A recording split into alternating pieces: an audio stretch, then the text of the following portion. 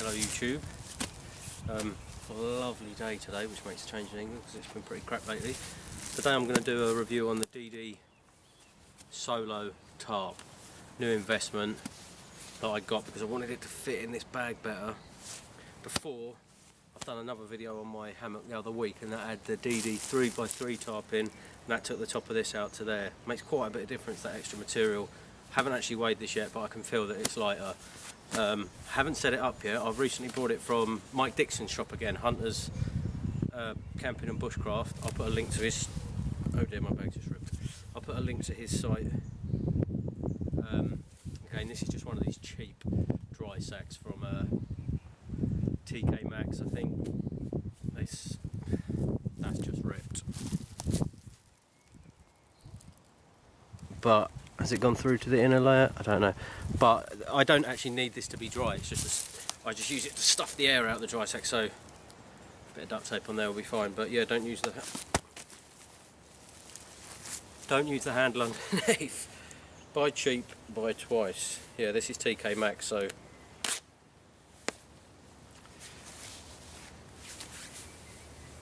there you go. Hasn't actually ripped right through the fabric, but yeah, like I said, I don't use this to keep stuff dry. Well, I certainly ain't going to be now. It's got massive bloody holes in it. Yeah, so back to the tarp. It's a nice little compact tarp. You'll see in the bag it comes with some 10 pegs, which I don't use. I'm just going to cut some up today. You can use them; they're light, they don't weigh a lot. I'm just trying to conserve as much space in that bag as I can. But yeah, look at the size of that little bad boy. That is pretty compact. I mean, if you wrap some paracord, I haven't put this up yet. This is the first time I put this up. I've had it for a week, but I've been ill, not from drinking that river water in my last video, but I have been quite ill. So I haven't actually had a chance to set this up yet. And today's a lovely day, so it's good for the camera. Not to get soaked. But yeah, I'm sure once you've got your ridge line and everything tied up onto this, or you could just take it off every time and keep it like that, you wrap that round as well, that will compact that down even further, and that is a nice little package. Now what we're going to do is see if I can get my hammock under this and it's big enough to house my hammock. I'm going to do a really close setup so the wind can't get in either sides, or that's going to be the idea today. The wind or the rain can't get in. It's just going to be literally to cover your hammock. It's not going to be necessarily for a really nice comfortable camping trip where you have the front up, but I'm going to try that also. But it's more so going to be aimed today at just cocooning, or not even cocooning, half cocooning your hammock, and I'm going to see if it's long enough for one and can go down far enough, pegging it out to the ground, I expect. I'll set it up, I'll get back to you. Okay. So the tarp is up now. It's taken me a while because I've been messing around with these new line lock things. Like you probably know what they are. Used a couple of them. I got a bit annoyed with them, to be honest. I got the ones for my smaller actual parachute cord, which I got from a bloke that works at a parachute factory. Better not say his name, but he got me a whole reel of it. It's this really thin white stuff and it fits through them nicely, but through this paracord it's a bit of a struggle. So I used them for they're not the ridge line locks. I don't know the difference.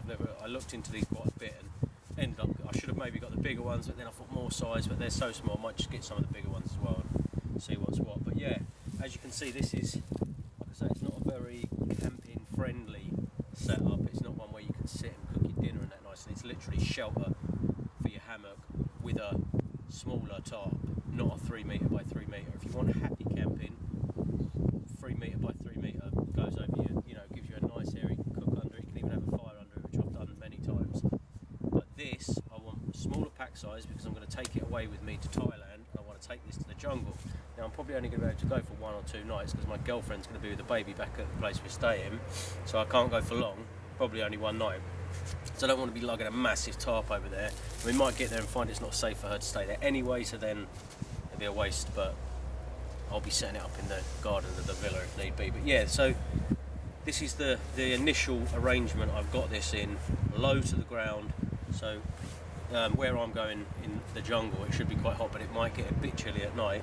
So it's low to the ground, so not too much air can get underneath, but not too low to the ground that things creepy crawlies can come up. Now, creepy crawlies could possibly crawl up that and get onto your tarp and that, I suppose, but maybe, I don't know, it's experimentation at the minute. You could possibly take it higher to that sort of height, but at the minute it's a nice snug fit inside there. The hammock is sitting about here, so you're literally up in there, but because this is the smaller tarp, that is the way it's got to be done with the hammock. Now, if you had a bivvy bag under there or something, you could take it right down to the ground, string it to trees. You know, there's loads of ways to set tarps up, but this is the way I'm going to do for the jungle expedition. Minimum rain protection, maximum rain protection easily even. So I've got my Bayer micro ropes on the hammock again there. Let's take you off of here and have a little walk around. So I'd normally just make my own tent stakes, and then this is the way I use this paracord. I was using the line locks, but I just double it back on itself, pull it back around the peg till it's tight. Bayer micro ropes, and as you can see, the ridge line is actually below the hammock line. These are these line locks here, which are actually not on here being used as they should be, because instead of using the Prusik nuts here, I mean, you know, there's rules and regulations you find if you're just getting into bushcraft, and you'll find there's all these knots. The knots are good, don't get me wrong, but when you get out here, sometimes you just end up making up your own, well, not making up your own knots, but using other knots, and not necessarily using all the, I mean, here I could have even got away of not having this ridge line, but I just find gives it extra strength. I could have really just cut down on the cost of cordage, the size of cordage there, and just tied off to the end here to our tie-off point, because as you'll see, and this always happens with tops, these ridge lines become pointless because you pull it so tight. These ridgeline tie-offs become pointless because you tie it so tight they pull up above it. I mean, if you've got things above you, you can tie that off to get it even tauter. Obviously, I'm not sleeping out in this again today, so there's no point in tying these off. But if it's really rainy, you can tie these off through stakes again and get even more tautness to your tarp. Obviously, that's more rain runoff. We use the line lock here. That's it working as it should do, through this tent stake, tent peg, whatever, and then it sort of tightens up on itself. Again, the Bayer micro ropes on the tarp with the Amstel blue, on the hammock, sorry, and that is the hammock inside. Now, the edges are quite close. I haven't got a drip line on here because normally these will sit inside my 3 metre by 3 metre, but this isn't. This is I think it's 2.7. You have to check. If I put the link for Hunters Camping and Bushcraft, you can check on there. But is it 2.7 or 2.8? I don't know. Whatever it is, it's these don't cover in. So I'm going to need to put some sort of drip line, tie a piece of paracord around there like that, and then the rain will drip off of. It will soak up into that. Especially this stuff. This isn't as so. This is quite a tough stuff. This Amstel blue, so it's going to soak into paracord before it will that, and then it will drip down before dripping into the hammock. Hopefully that is something that will be found out on the job. So yeah, that's it. It's nice and snug in there. Obviously I've got very sheer angles because I want the rain to shear off. I half want it to rain today now, although it's been raining in England for bloody ages, as any English will know, like the last month. But yeah, I want it to rain now so I can actually see it's working, but I'm pretty sure it's going to work, other than doing these drip lines. But yeah, so the DD Solo can work with a hammock. It's just not as main camp friendly as the 3x3. But if you want to cut down on space and you still want to take a hammock, obviously in the jungle I've got to have a hammock because there's going to be all sorts of creepy crawly snakes. I don't want them creeping up into my hammock. But yeah, you could use this quite easily, nicely, with a bivvy bag under there. Even lower the top, even lower so the sides touch the ground. You basically got a tent then with open sides.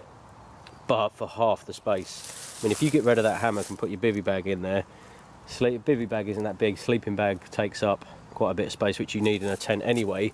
So if you're never ever going to find a tent as small as that tarp there. No way in hell.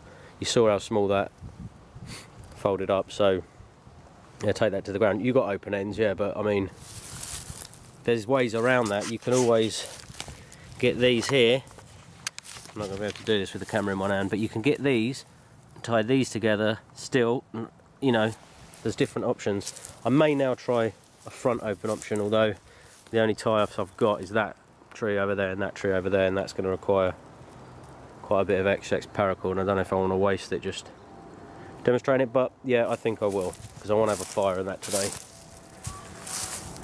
And yeah, you're not going to have a fire under there without severely burning your tarp. Obviously you could have it out the front here, but then you can't appreciate the warmth of it sitting in your actual hammock. I mean, you could try and have one of either ends. Not really going to work, you're going to end up burning the tree.